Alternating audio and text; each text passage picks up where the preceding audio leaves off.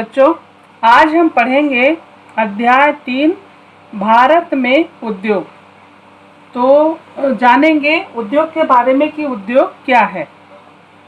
मनुष्य अपनी विविध आवश्यकताओं की पूर्ति हेतु कुछ वस्तुएं प्रकृति से सीधे प्राप्त करता है। अर्थात मनुष्य अपनी जरूरतों की पूर्ति करने के लिए कुछ वस्तुएं सीधे प्रकृति से प्राप्त करता है। अर्थात बच्चों, पिछले अध्याय में हमने पढ़ा था प्राकृतिक संसाधन, अर्थात प्रकृति के द्वारा प्राप्त साधन कौन कौन से हैं? जल, वायु, भूमि, वन, खनिज, मृदा, ये सब यानी कि प्राकृतिक संसाधन है जो हमें पहले से प्रकृति के द्वारा प्राप्त है। तो कुछ प्रकृति के सहयोग से पैदा करता है तथा कुछ वस्तुओं का प्राकृतिक कारकों के सहयोग से निर्माण करता है। अर्थात बच्चों, कुछ वस्तुओं जो है वह प्रकृति से मिलती है और कुछ मनुष्य अपनी जरूरतों को पूरा करने के लिए वह नई वस्तु का निर्माण करता है।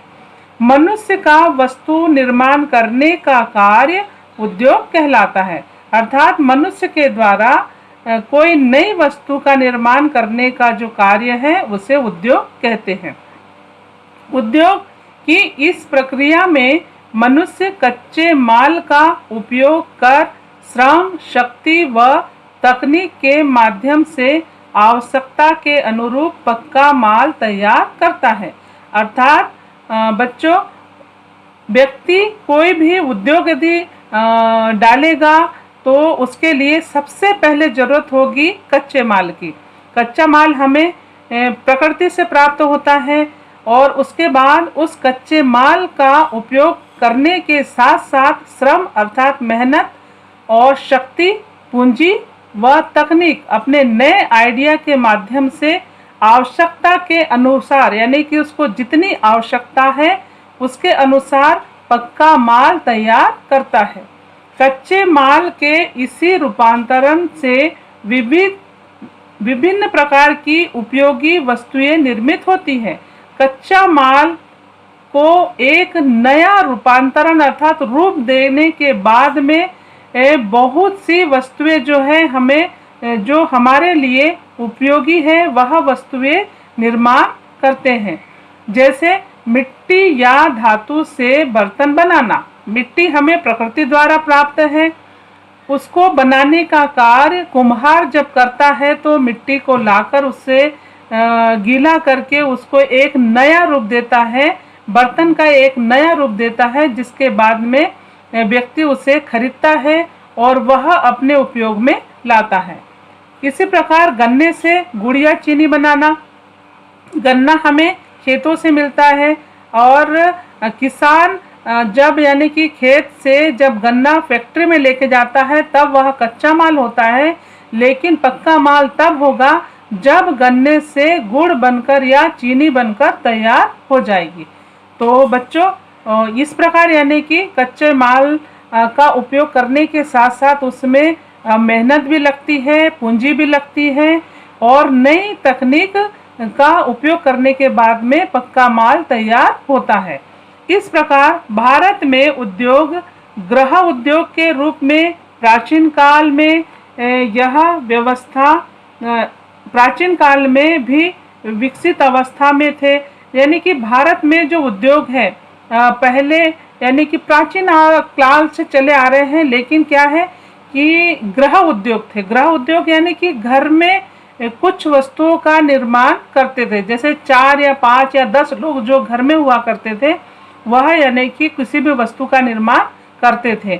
जैसे कि मिट्टी से बताया ही आपको अभी कि मिट्टी से बर्तन बनाना और जैसे कि टोकरियां बनाना और बहुत से छोटे छोटे जो उद्योग हैं जो यानी कि अपने घरों में ही तैयार करके यानी कि मार्केट में बेचने के लिए जाते हैं।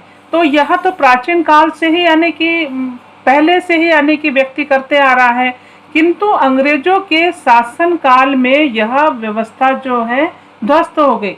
लेकिन जब अंग्रेजों का शासन आया तो उन्होंने यह छोटे छोटे उद्योग जो है वह बंद कर दिए।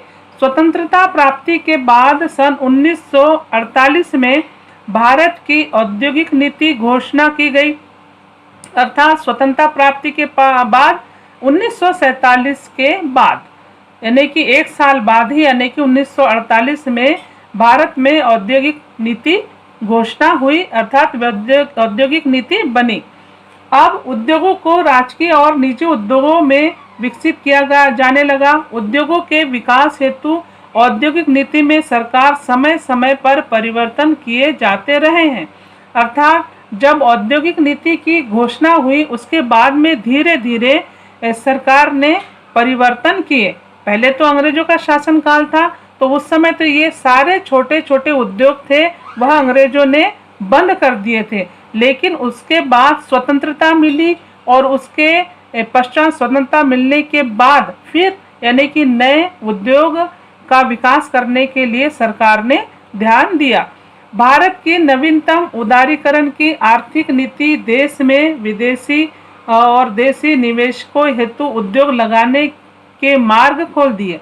अब धीरे धीरे स्वतंत्रता मिली, उसके बाद में सरकार ने उदारीकरण की नीति अपनाई। उदारीकरण यानी कि जो कठोर नियम उस समय अंग्रेजों के समय में लगाए हुए थे व्यापार करने के लिए, तो उसके लिए यानी कि वो सारे कठोर नियम सरल नियम में बदले, उदार नीति अपनाई और धीरे धीरे देशी विदेशी सभी लोगों को यानी कि उद्योग लगाने के लिए यानी कि सरकार ने मार्ग खोले। तो बच्चों आज इतना ही, इसके पश्चात फिर मिलते हैं अगले टॉपिक के साथ में। तो बच्चे सभी वीडियो देखें और लाइक शेयर और सब्सक्राइब ज़रूर करिए। किसी प्रकार की अगर कोई सब्जेक्ट से संबंधित पूछना है तो ज़रूर पूछिए।